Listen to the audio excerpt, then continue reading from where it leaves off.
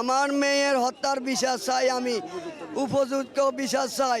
আমি প্রশাসনের কাছে বলতেছি, ডক্টর ইউনূসের সাহেব আমি কাছেও বিচার চাইতেছি যে আমার মেয়েরে যেভাবে হত্যা করেছে তার বিচার যেন ডক্টর ইউনূস সাহেব যেন তার আইনের আত্মায় আনে দেওয়া হয়। আপনাদের কাছে আমার একটাই অনুরোধ, আমি তাদের ফাঁসি চাই, এটাই আমার অনুরোধ। এখনো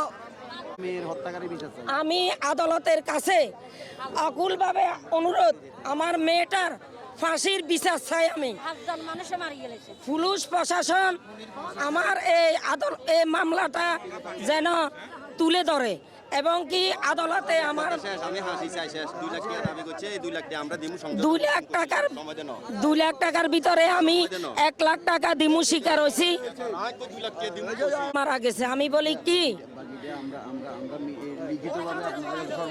আমার মেয়ে 2 মিনিটের ভিতরে আমি এখন খুনি হাসানিয়ার বিচার চাই এবং কি তার বোন শিল্পী এর মা বিচার চাই। টাকা যৌতুকের জন্য আমার মেয়েটা মারা হয়েছে। বিয়ের পর থেকে অমানবিকভাবে নির্যাতন করে আমার মেয়েটা তিলে তিলে শেষ করে দিয়েছে।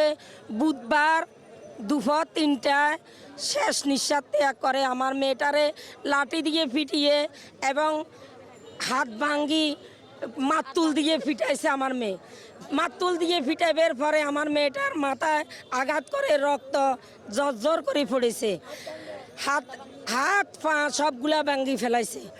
আমার মেয়েটারে এভাবে যৌতুকের জন্য আমার কাছে চাপ দিয়েছে আর আমি 1 লাখ টাকা দিব স্বীকার হয়েছি, কিন্তু তারা মানে নেই।